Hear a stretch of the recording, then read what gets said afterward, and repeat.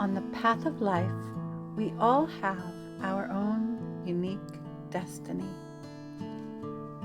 The life of every soul has a heroic probability to manifest into its highest levels of abundance and joy, and to be filled with goodness and divine inspiration.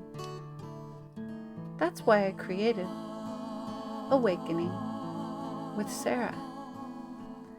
And it is my hope to be a guide for you on the journey, bringing powerful tools, helpful wisdom, healing music, and inspirational guests to nourish and bless your journey of awakening. So thanks for joining us today, and we'll be on to our episode. So it's been a while that I haven't felt like I had a solo podcast topic to bring to the table. But I do now. I do today. This one is currently torturing me so completely that I feel it's time to really flesh it out here in a podcast episode. And the elephant in the room that I am talking about is toxic ego shame due to the corruption in the DNA of the need for self-importance. Now, in the gene keys, we can look at gene key 54, which, interestingly enough, is one of Donald Trump's greatest keys. I think it's actually in his purpose key, is to overcome toxic pride of greed, which is truly at its base seeking external gratification as a winning formula. It is the DNA distortion that causes the egoic self to seek for external gratification, to siphon and suck energy from the external to compensate for internal misalignment in the DNA, right? It's interesting to look at Donald Trump's chart for a moment, actually. He has immaturity, which is gene key 53. It's the path of immaturity to expansion, to superabundance, actually, by way of the pathway of expansion, right? But it's not an expansion of like Trump Towers and superabundant money. It's the expansion of the connection to eternal source God, which causes the DNA to expand ever more into its divine blueprint of Christ consciousness. So the full potential of that gene key 53 is Christ consciousness, is absolute expansion, yeah? But at the lower octaves, right, in its identity as a twisted, corrupted lower octave, it is immaturity, right? So it's running around and hurling the attention into the external to suck gratification in any way it can. The path of promiscuity, sexual promiscuity, which is actually a virus at the 11th dimensional level, which actually a lot of politicians suffer from this virus. Like, how many women can I have? Right? Like, this is really like a missing mother complex for men. I mean, I'm going to kind of call it what I see it as. Of course, it's not that simple. What causes sexual promiscuity, I could probably do a whole podcast on that, and I still wouldn't really know. But it's part of, I do know, it's part of something missing inside.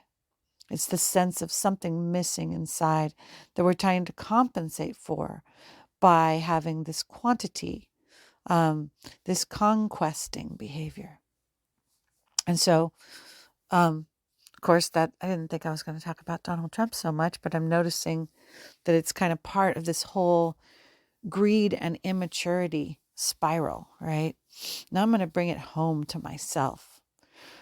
One of my biggest egoic desires, which is difficult to untangle because there is a pure heart and soul desire at the core of it. So it's almost like, let's imagine this beautiful plant that is divinely inspired to magnify joy and beauty through song and through group song. So that's the pure seed, okay? So this desire to have song circles for me, right? It's like I want to gather groups and I want to sing beautiful songs of awakening love, of joy that really bring this collective vibration of exquisite Christ consciousness that light up and free every fiber that has been in bondage in the human race and in all sentient life, to actually sing the codes of love and light with a collective that begin to untangle the clusters of greed and the death matrix of eternal siphoning, which is the Fibonacci spiral, and begin actually untangling the Fibonacci with enough human hearts that are collectively rising in the crystal spiral of mutual joy, so that we actually lift the veil of fear off of this planet and really deliver the entire human race into the Christ consciousness. So this is the real need. This is the need that's motivated by my God self, right? I'm getting chills all over my body as I talk about this. Now let's look at the tangled, dead, slimy thing on top of this beautiful rose. Let's look at that. Okay, that is, how come I want to have a song circle because I want to be important to the community, and I want people to say, "Oh, Sarah's song circle is so beautiful. Oh my God, I want to be a part of Sarah's song circle. Oh my God." That is completely contaminated. That is a black, slimy cluster, fill in the blank, that came from the Antichrist. Signed, sealed, and delivered from toxic shame, from sexual abuse, from bad parenting. So we look at, and I'm not saying my mom was a bad parent at all, or my dad, right? But I'm looking at this planet has not had the true mother and the true father until perhaps December 21st, 2020 is when they first started weaving their architecture into this dimension, which means the main choice we had for our internal connection to the idea of a holy father and a holy mother was a complete imposter created by a grid that wanted to annihilate the pure heart of the rose and the pure love of the seeking human, beautiful, righteous, human, angelic child. No, it was an imposter matrix of toxic shame that was handed down to my mother, to my father, that was handed down from their mother and their father. It was the only choice when I was born in 1965, was a false parent matrix created by trauma and separation consciousness. That was the only parental matrix that was available. And even in 1970, in 1980, in 1990, this toxic shame, separation consciousness programming was pretty much what we were getting. If not in our homes, we were getting it from the media. We were getting it from a school system that was measuring what grade we would get on our paper before the quality of cultivating our love and our basic worthiness as human beings. We were made to be human performers. that would run on the treadmill to create something, to produce something, to perform something that would get that external gratification from the false parent. So let's just stop and breathe here.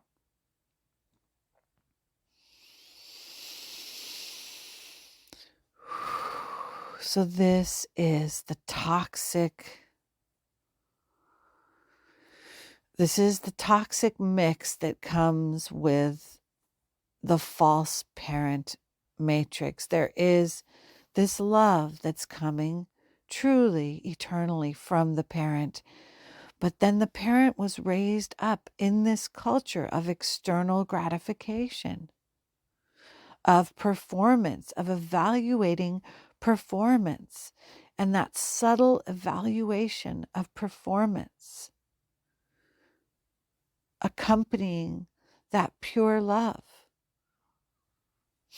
The pressure to become something, the pressure to get good grades in school, the false parent that's training us to be a cog in the machine of human production that can be enslaved in an economy that has us running on a treadmill to measure up, to produce,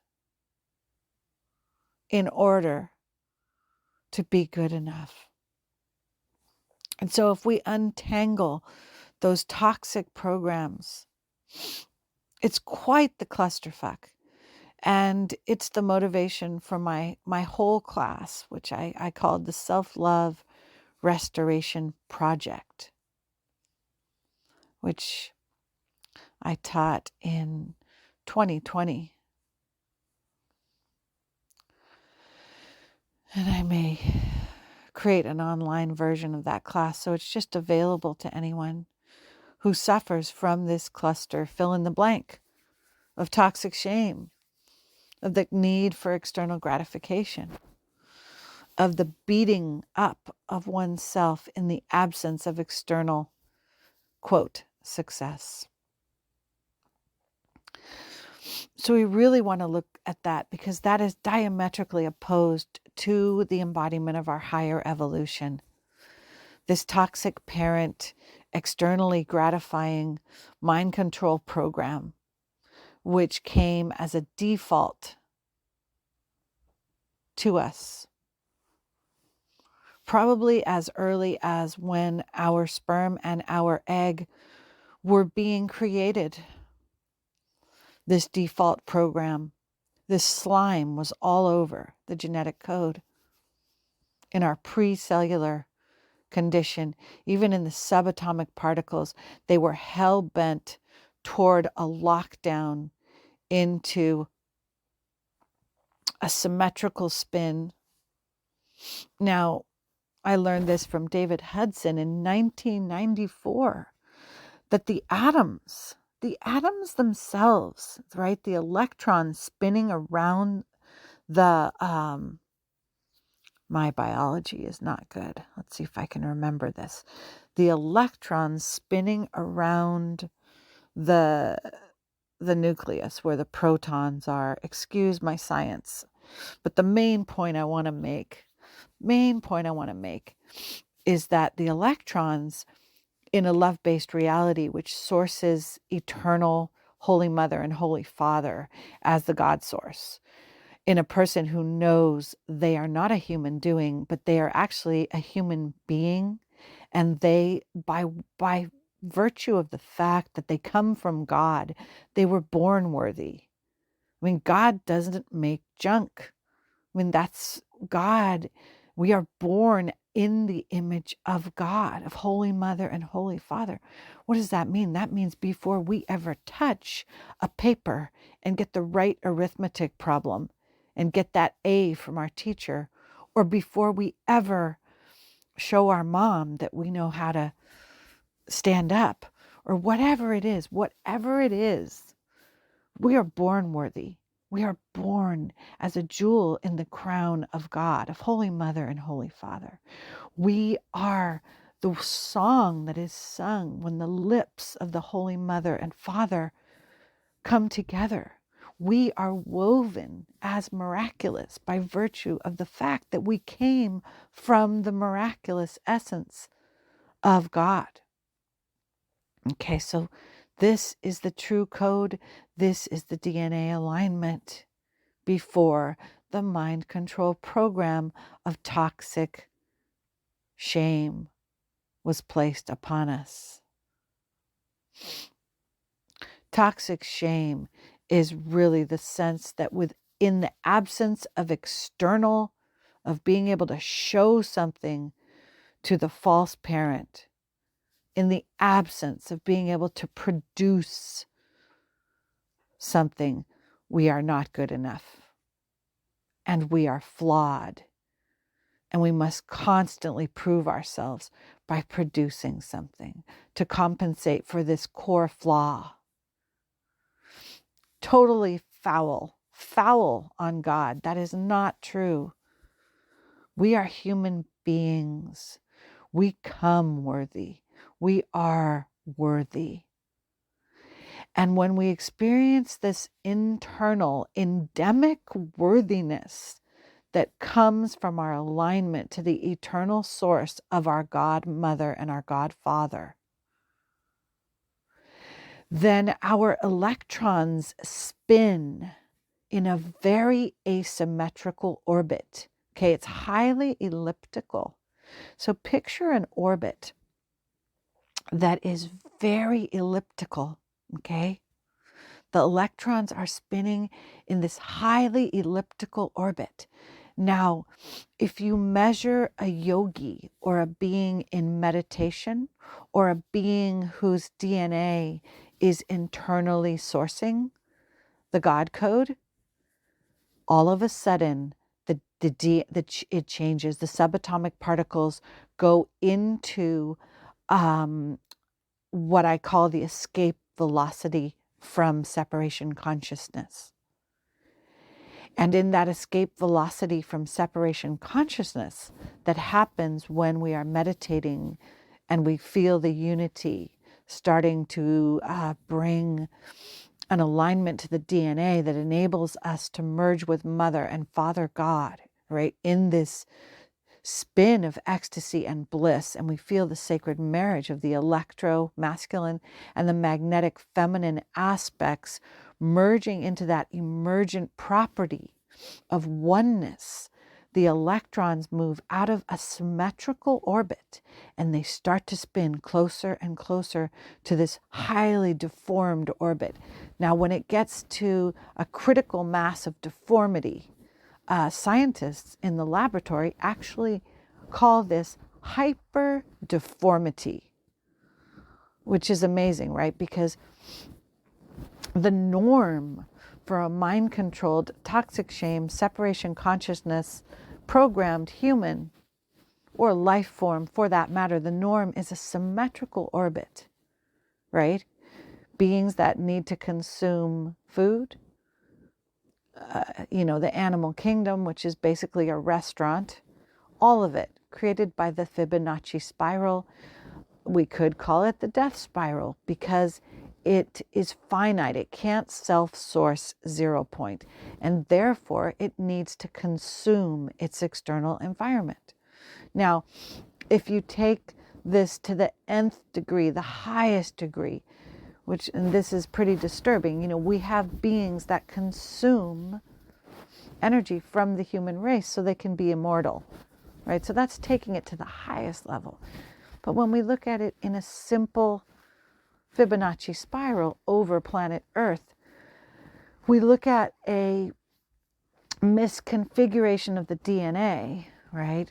The DNA was originally able to source the eternal God source, and that's the crystalline spiral.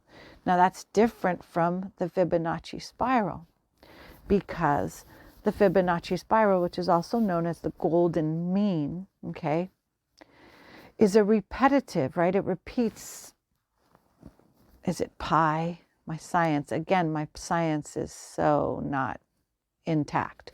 But it repeats its spiral, always in the same relative distance from the center. And so what happens in this finite repeating spiral, basically what we could say is anything that repeats is dead. And I don't know much about science, but I can say that. Anything that repeats is dead. Life does not repeat. It keeps creating higher levels of expansion. So, and how does it do that? Because life is a spiral. Life is a protein synthesis in the DNA that enables, this is complex, but enables an energetic superconductivity. That's what I'm going to call it, an energetic superconductivity, which means the spiral goes out. Maybe I'll make a diagram of this, but I think you can really visualize this. The spiral leaves the God source. So imagine the God source is the center of the spiral, which it is. Of course, God source is the center of everything. So at God's source, oops, did I end my recording there? I tapped my phone. No, it's still going. At God's source, the spiral leaves its source. It leaves its genesis point, and it spirals out on its tour of duty in creation. You could call that first spiral the first tour of duty. It left home. But guess what? It comes back to home before it spirals out again. So we could imagine this like at a metaphorical level as a teenager who's going on a hike, or let's see, what would be a better thing? Mom's at home. Mom and dad are at home, right? And mom and dad are God, right? And the teenager's going out on a backpacking trip, right? So God delivers him all the energy and beauty and nourishment. As God, he moves out on that first spiral, right? And he has a nice hike. He takes a beautiful hike and he eats all his food. He uses up all his energy. Then he goes back home to God, to mom and dad. And they refuel him with even more beautiful food and beautiful energy. And then he decides to take a bigger hike, right? Bigger hike, a bigger spin around creation. But he always comes back to resource himself, herself, right? There's no gender here. So what's happening is that we're always getting an eternally source-fed creation. There is never a creation that goes out and then keeps going out. Because if it's going to do that, the kid's going to have to get food from somewhere, right? So he's going to have to eternally source his food, which becomes a more and more corrupt spiral and eventually dies, right? The human genome was originally an eternally sourcing, immortal genome. There was no death, right? So this is a corrupted spiral created by the false parent matrix that also creates core shame, creates trauma. All of this is a manufactured, corrupt version of what our human angelic blueprint was meant for, right? So, and then you bring a world where you're enslaved to create money through production, through your art form. You create a world where you have to study a course of cognitive performance tasks to bring this green paper, which gives you the ability to buy your food, pay for your electricity, keep yourself warm. So you've got a grid that is completely born of the fear and lack of a limited universe, which entrains the human basically to die, to be a part of a death grid that will ultimately snuff itself out because the DNA is corrupt, because the whole entire premise of a capitalistic, economically enslaved society is seek and produce, right? and get as many people buying your product, create more and more products that really nobody really needs if they were able to source their God source. So everything becomes this crazy cluster, fill in the blank, of a corrupted system of externally seeking because we lost God. So it's really interesting to look at this whole situation that we have in the human race. And I was listening to my dear friend Dante Starshine is writing a book channeled by the Pleiadians, all about, the healing of money and the healing of our system in a way where we still have money, but we're really supported to become our spiritually, our evolution and our creativity is put at the height of everything, and money is taken care of. Money is truly taken care of by earned basic income for every sentient, human on this planet. The animals don't really need it because they do have their nature grid. Ultimately, the Fibonacci spiral will permeate every life form and nothing will need to eat itself anymore. And that's not coming anytime soon, I don't think. But we are going to see a changing in the whole money grid to begin delivering human beings back to their freedom, to have time to create, from God, from their authentic desires, right? And have that not be dependent. Have them not have to have that be married to money all the time, right? It can be, but because the earned basic income will take care of all of the lower chakra needs of security, food, shelter,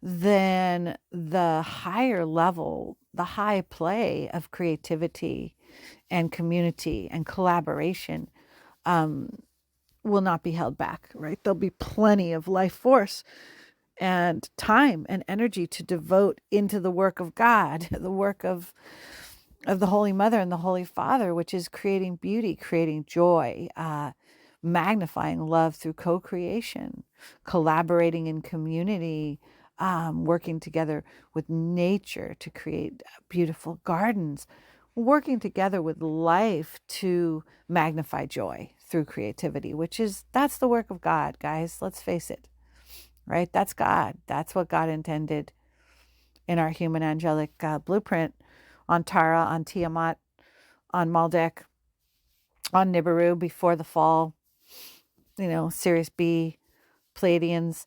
It's really based on collaboration and joy and beauty, right? It's unity.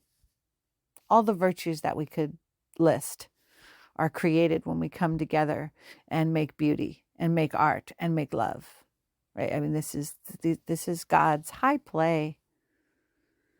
And so this is returning, the human race will be returned to a society where high play is the norm because the financial is completely taken care of.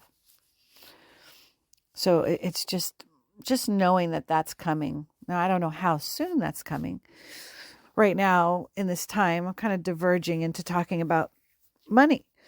But right now, in this time, we do get to play this game and learn about how self-worth and our eternal sourcing of self-worth is directly connected to manifesting, not just money, but everything, right? It comes from the eternal source God alignment. Everything that we manifest is coming from that ultimately. So the more we are drinking from our source, the more we are in the crystalline spiral and have healed the Fibonacci tendency in the DNA, right? So the DNA, we could say the DNA was hell-bent to follow the bidding of the Fibonacci spiral, all the way through the bone marrow, through the skin, through the blood, through the human genome, through the organization of these, again, my science, what the heck are they called? Oh my God, pair bonds, right? The amino acid pair bonds. With the inside the false parent matrix, because of all the trauma, the sexual abuse, the physical abuse, the mental abuse, because of all the trauma of the abuse of the corrupted false parent, we have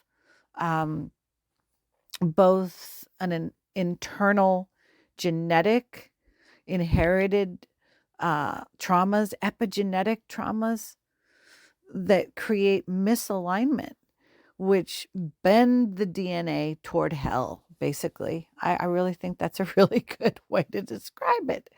They bend it towards hell so it can participate. And we were bred to be slaves for the ETs, the negative aliens that were wanting to create a slave race in the human race. And they've done a pretty good job in a lot of ways. They got a lot of that slave race in us. But that is changing. We are lifting that veil. We are purifying the DNA through a very rigorous process of decontamination. And I don't know how many of you listening to this are experiencing that a lot of your desires that are not based in emanating from God are going to be completely frustrated. They're not going to happen. They may happen for a time if you're in the second wave. But if you're in the first wave of ascending humanity, you are in a watershed, disciplinary, correctional facility, which does not let you spiral your DNA toward the Fibonacci code, right? It immediately slaps your hand and throws you back and says, go back and try again. This time, use the Christic code, please. This time, please emanate your creation from the crystalline code of God, source. And so, I'm in the first wave, so it's happening to me all the time. It's like, oh, was that creation from God or was it from ego? And if it was from ego, hand gets slapped. It's getting more and more gentle. My higher self, my God self comes in and goes, no, no, no. And sometimes that means I call a song circle together and nobody shows up. Sometimes that means I ask for people to come for healing sessions in my healing center and no one comes. You know what I mean? This is the feedback of the universe. The universe will give you the feedback that, oh, that's not a creation that's ripe for true manifestation. That's a creation that's coming from trying to compensate from lack. And that won't be allowed. That will not be rewarded. That will not yield manifestation, right? Because the higher self is in there, disciplining the field, is completely saying, no, absolutely not. It's like, go back to the drawing board, dissolve yourself into God and see what emanates from the purest heart of your human self that's aligned with God. And then from that, which is your true enthusiasm, entheos means infused with God. Create from the place of your desire to give, right? Inspire, pure inspiration that's erupting from the heart of God. Create from that space and have that be your default. Then you'll start seeing external reality be the one that you want to see. So I've been all over the map.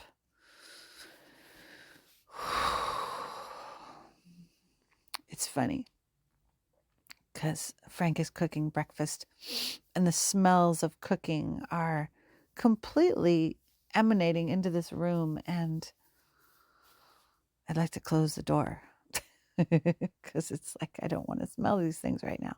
But anyway, Just breathing. I think I will close the door. So, yeah, so we may feel, to the extent that the ego is twisted away from God and inside this corrupted alignment, we're going to feel like the universe is disappointing us. We're going to feel like, why, Father, why hast thou forsaken me? I think that's what I felt the most, like that I've been like forsaken by God sometimes, because none of the things I try and manifest succeed. And then now I realize what a blessing that I've been on this correctional, I've had this guidance that's refused to let my DNA get any kind of traction in a contaminated spiral. And what a blessing that has been. And those of us in the first wave who are responsible for bringing the diamond sun body, which is the human angelic divine blueprint, back to God and back to earth in its fully purified form. Those of us that kind of are in that crew are the ones that have the most brutal renunciation process, because we are veil lifters, and to be a frontline veil lifter means you had to participate in massive egoic corruption, just massive layers of it, and that you came into this lifetime with huge ego distortion, right? Incredible need to suck and siphon energy from the outside. And so, but you also came to fully embody the God source correction. So that's what it is to be a veil lifter, right? You're the worst of the worst, becoming the best of the best, but that's not the best way to say it, right? You're the most contaminated. You carry the most contaminated code inside you, but you also carry the consciousness of the purest God code. And those two things side by side mean that your life is a watershed ego corruption clearing that changes the very nature of reality. Enough of us doing this path are actually changing. We are literally dissolving the Fibonacci spiral, not just from our DNA, but from all the DNA of every life form on Earth. And so those who come after us in the second wave can just receive the garment of the diamond sun, because we have been the ones to path cut the thing. So it's a dubious distinction, for sure, being in the first wave. It is not for the faint of heart, soul, mind, body, spirit.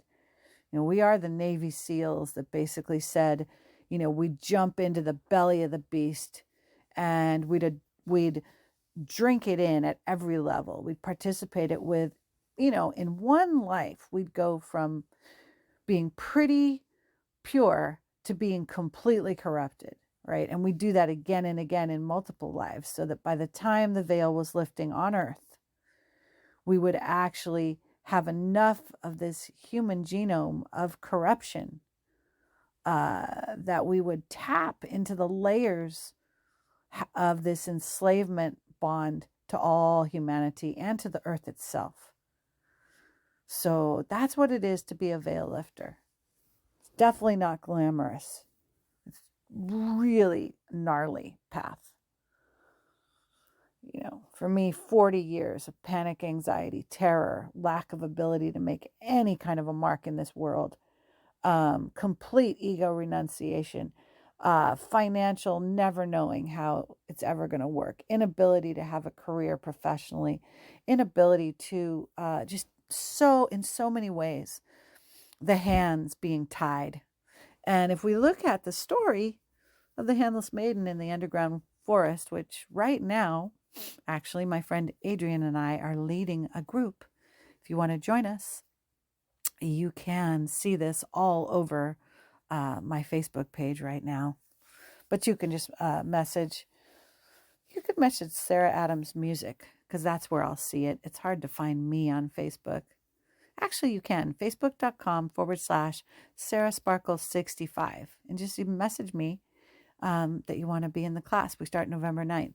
But we're taking a journey through the class for 8 weeks, really mining the riches of this process of the return to divine blueprint, and how this story has all these archetypal key points that guide us on this journey back to remembering our divine blueprint. And I'm super excited. We're going to have music and art and writing and sharing, and we're all going to read the story together and go through this passage together.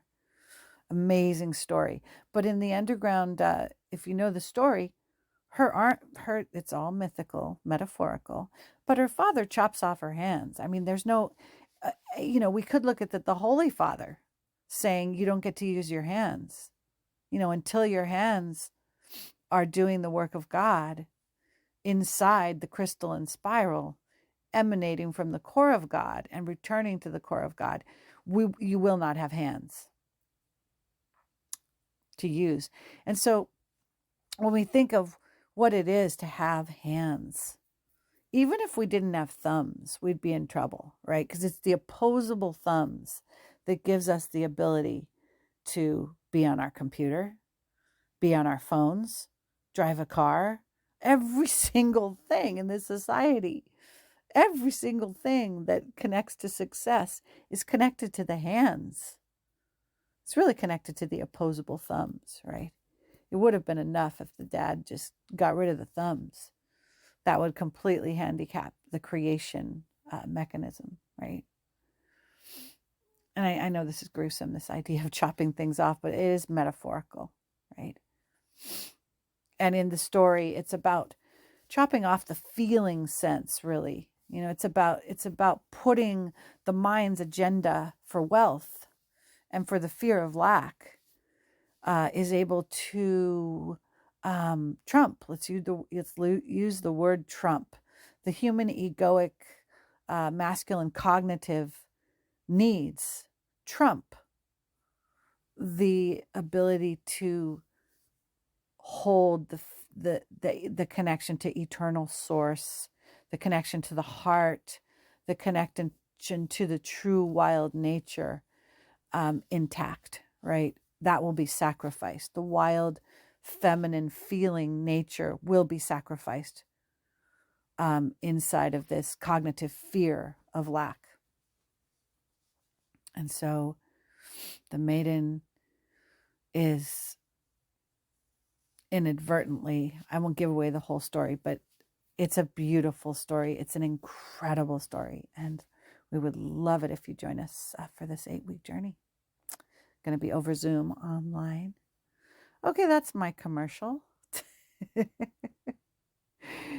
So I also do life coaching, working directly with people to help them in this egoic correction, right? Because I've been through it. I'm going through it right now. So my favorite thing is to help illuminate the pathway back to God, the pathway back to correct alignment, and to see the world's disappointments as actually guidance, to see ourselves actually being blessed by misfortune, what we would see at the egoic level as misfortune, right? What we could actually sit and get on a stage and really have a pity party, and it would make sense. People would say, oh, you poor thing, and they'd probably offer up a million suggestions. Why don't you try this, right? You could get more people at your song circles if you do this, whatever. They'd offer up so many suggestions, But at the core of everything, it's all perfect. It's just feedback from the universe that you're out of alignment. Go back to the drawing board. Go back to God. Go back and sip at the mouth of the fountain of youth, the fountain of eternal God. Go back and lay in the lap of Holy Mother and Holy Father that are in your solar plexus, in your belly, in your womb, in your heart. It's interesting because we have this false umbilicus, another very interesting thing. The real umbilicus sources into the 0 point between the rib cage.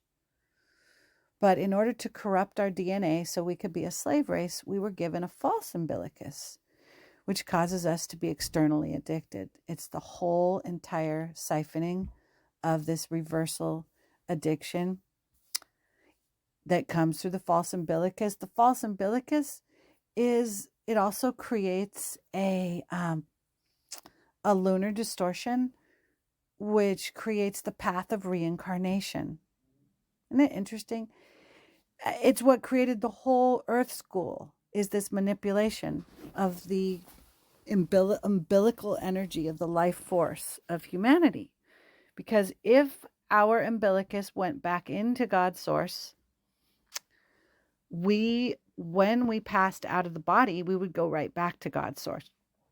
But because the umbilicus has been siphoned into a matrix that forces reincarnation, we end up in this amazing school, which is pretty incredible when you think of what we've learned as a human race in school on Earth. You could say that this manipulated matrix has been an incredible blessing, because it's given us the ability to go back again and again and learn these lessons, go through these interesting experiences in separation consciousness, play every role, be the murderer, be the murdered, be the abuser, be the abused, be the seeker, be the one that's sought after, experience romantic love addiction, experience drug addiction, experience touring through this incredible grid of experiences, and the beauty of the separate self, experiencing love, experiencing the mother, the father, the love of a child, the love of the mother, the love of relationships, the incredible journey in this human race was brought to us by a manipulated false umbilicus created by beings that wanted to enslave us. So it's amazing how much beauty has come from this Earth School. So we say thank you to all of the distortions for giving us Earth School. I really want to say that, because inside the crystal and spiral, we never would have had Earth School. It was dependent on the Fibonacci spiral for us to keep reincarnating. Now, it's interesting to note that on December 10th of this year, December 1st of 2010, I believe, is when that false umbilicus was eliminated. So we actually began the process of, when you die, being able to go home all the way to God and not having to come back.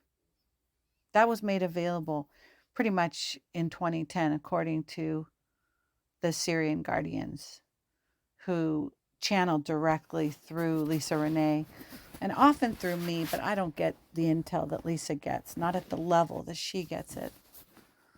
And if you're curious about Lisa Renee, her website is energeticsynthesis.com. She's been a guiding force for me since 2009. There is no way I would have remained sane in this body probably if I hadn't found her and the Syrian guardians, a council on which I serve. But my ability to channel direct information from them, has been greatly increased through my connection to Lisa. And she has given me much information that I didn't have.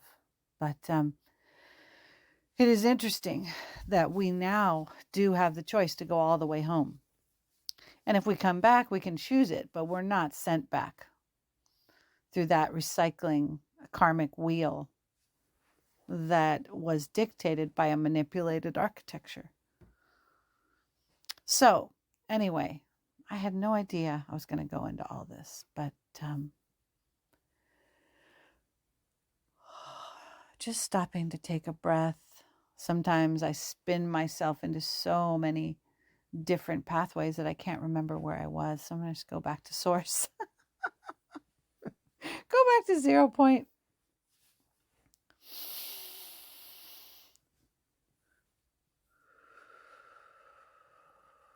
drinking from the mouth of God is drinking from the place between the rib cage. This is where we self-source the true umbilicus of our God source, Genesis. And so I think what I'll do at the end of this is put my into the core meditation. And it's only about 6 minutes, but it's I think it's 12 minutes. But it's a beautiful regrouping and returning to the source of that eternal primordial sea in the solar plexus.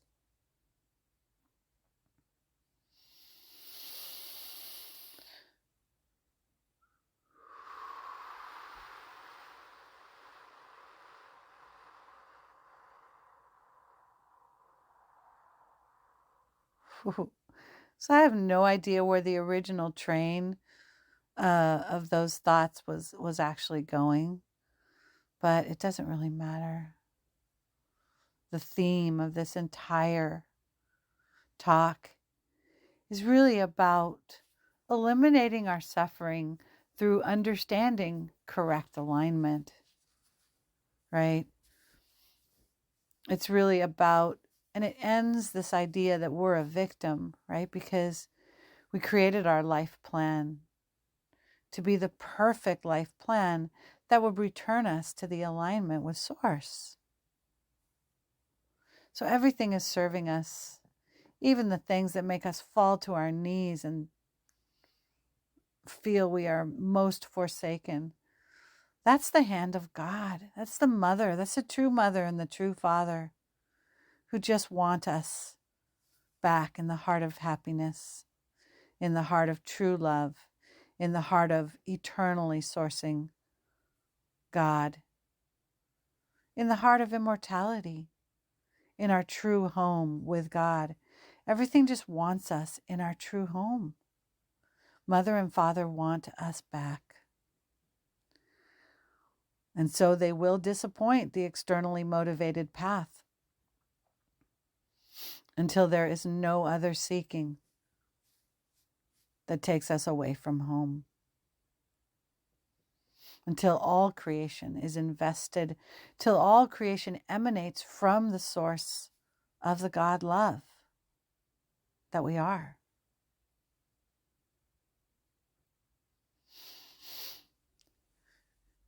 And in that, there will be no more suffering, for we will know ourselves not as separate beings seeking to be good enough to get some kind of external report card, some kind of external elixir that comes from other humans. But we will finally be plugged into the true nourishment system, which is invincible to disappointment because it is truth. It is original and correct alignment, does not yield suffering. Remember in the Course in Miracles, there's that amazing line, and it says, nothing, help me, let's see.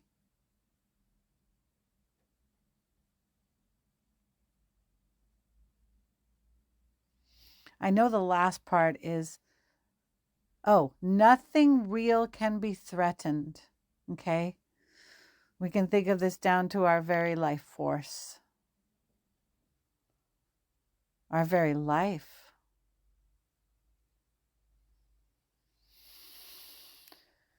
The fear of death, the fear of suffering, fear in general, right? Is this incredible hall of mirrors created by mistaken alignment. Granted, the special effects are really good in this earth theater. You know, my fear still holds weight. I still have fear of death for sure. But if we think about our creations and our seeking, What's truly real is that we are loved. We've always been loved. We're always home. There's no more home we could get. There's no more love we could experience by anything external in this reality than we have when we're in proper alignment to God's source. This is the love that trumps everything. Now, I know I keep saying the word trump. It's a great word. This is the love that trumps everything, is the alignment, the correct alignment in God's love.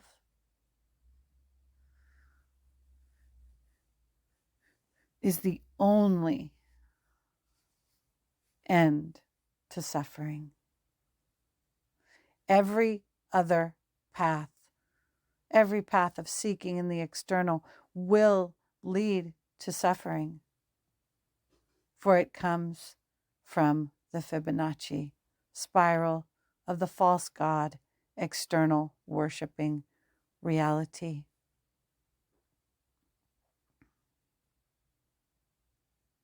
I'm hearing, and in the end, the love you live,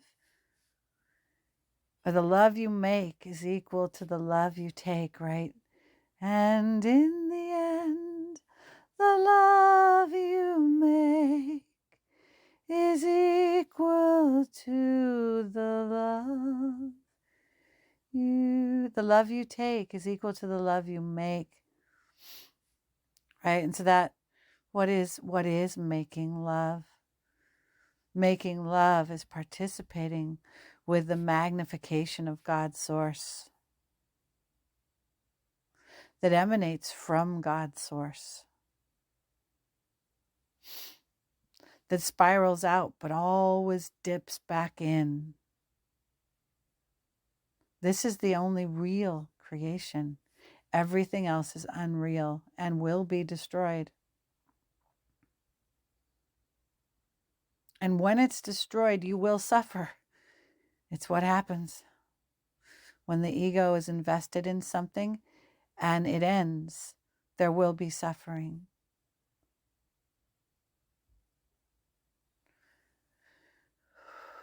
The only thing that quells, the only antidote to ego attachment in the outside world is to strengthen the alignment to God, source, to what is real, right? And so here comes that Course in Miracles quote: nothing real can be destroyed. Nothing unreal exists. Herein lies the peace of God.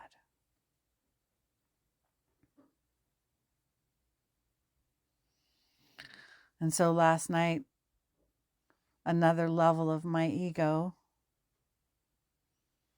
just had to untangle itself from the external addiction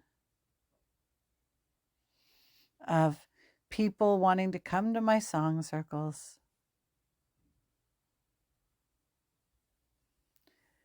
and let go. Let go and let God.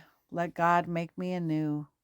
Let the true mother and the true father have their way with me and wash me clean of the gripping, reaching to the external as if it were an answer. The true answer is being embraced back into the heart of the Holy Mother of all life and the Holy Father at her side.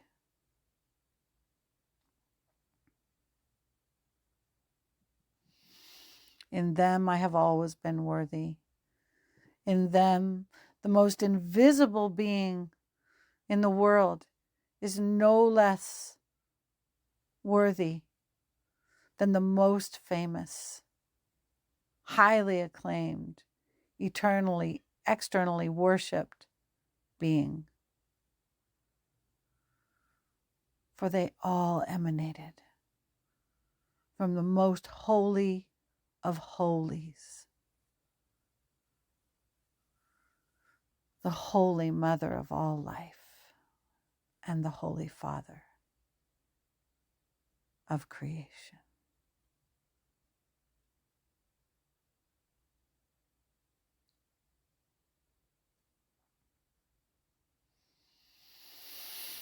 As we align with the divine blueprint, we are all royal lineages of the prototypal divine, human, angelic, Christed, solar stars, solar suns emanating as sons of God. We are all royal sons of God. And when I say sons, right, we can say S-U-N, sons of God, made of the masculine and feminine, the electro and the magnetic, that enable this self-ignition that occurs when the DNA is in proper alignment to the source code of internal sourcing creation. Then we occupy our positions as sons of God. And then we definitely will still want to emanate our creations into the world. We are creative beings. To be a human, angelic, Christ star, Templar, dragon being is to be infinitely creative. You could say the God energy is creation itself. The Holy Father, the Holy Mother is emanation, right? She emanates and infuses. But the Father is creation. And so in that sacred marriage, humanity as an arm of creation will create. But we won't create because we have to make green paper, and we won't create because we want to be better than the person next to us. We won't create because we want external gratification and more followers on Facebook or Instagram or Twitter. We will create because we are the emanation of creation itself. And because creation and God and Mother long to magnify beauty. I mean, look at the fields of the earth, the flowers, look at the animals, look at all the diverse creations of earth. God creates incredible things. And in a world of self-sourcing God code, we long to magnify joy. The essence and identity of the real identity of God is bliss and joy and ecstatic communion with life through the mother of all life principle. And so it will be our desire to create more and more joy, more and more beauty, more and more upliftment for all human and sentient life on this earth. So it's not like we're just going to have our hands open in meditation 24/7. No, our hands are going to be creating, participating in creation hand in hand with other God's sons to create an emergent property of such beauty that we can't even comprehend it right now. We truly cannot comprehend what we will create as a humanity aligned with God's source. It's not even something we can fathom right now. But we can sense it when we see an orchestra playing together, a symphony coming together so that every instrument is in its highest expression of its heroic probability. And it is contributing to an incredible synarchy of every other instrument in its highest heroic probability, and together, coming together to add each separate part to create a symphony of life and beauty expressing. I think the symphony is the greatest metaphor for what our unity logos ascended 5D organic planet Earth will feel like and will look like. A symphony of outpouring beauty for all the senses, magnifying joy in every one of its parts, and every one of its parts contributing to the emergent property of the collective joy of the Logos and the whole planet of Earth itself.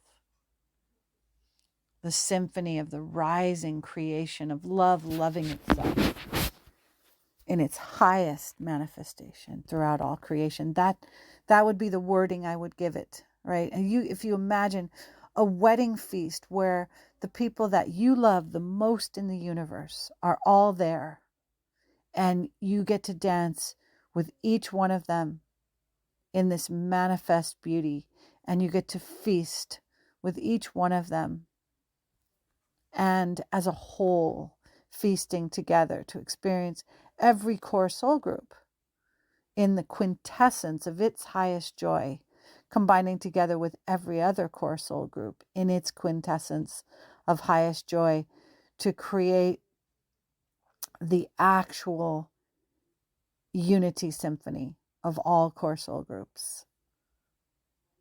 And ultimately, the Logos, the blueprint of the whole planet, singing at the highest level as one, right? This is what we're going for, guys. This is what we're going for. It's an amazing time on this planet. My God, I went for an hour and 5 minutes. So in closing, I feel like the war that's going on, Palestine and Israel, this conflict, it's very much like a placenta. It is self-terminating. It will terminate at the rate that we give life to the new birth of what's being born in us, what's calling us forward into the diamond sun embodiment, into the correct alignment with God, into the peace of our own hearts, into the homecoming into our own hearts. The quicker we go home into our own hearts and leave the path of external seeking that is driven by core shame, whipping us into an external seeking, the sooner we stop following the path of the false pressure coming from the false beliefs, and we go home to our inner God source. We feel the pain of what traumatized us into an externally seeking being.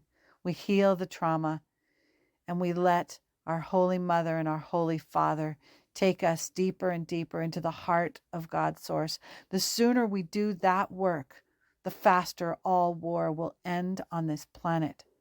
Point blank, because the birth, as the child goes deeper, taking the breath of life, the placenta falls off. This is what happens.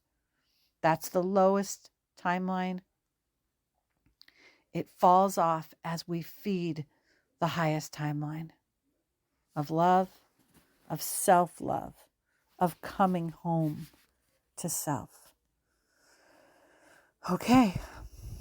If you stayed with me through this whole thing, thank you very much. If you feel that this episode will be of value, please share it. I really believe there was some gold in this episode that can really serve the ascension and the end of suffering. Okay, much love. Bye. Thanks so much for joining me, everyone. I hope you enjoyed this episode. You can find all of the guest information as well as my contact information in the show notes. The musical selections for the intro and the outro were Let Yourself Be Awash in a Sea of Love and Mother Song. You can listen to and purchase these songs and more at saraadams1.bandcamp.com. If you found value in today's content, please like and share, as it really helps support the continued production of this podcast. If you would like to schedule a free informational call with me, You can do that at calendly.com/Sarah Adams Healing/30 minutes. Many blessings, and we will see you in the next episode. Mother,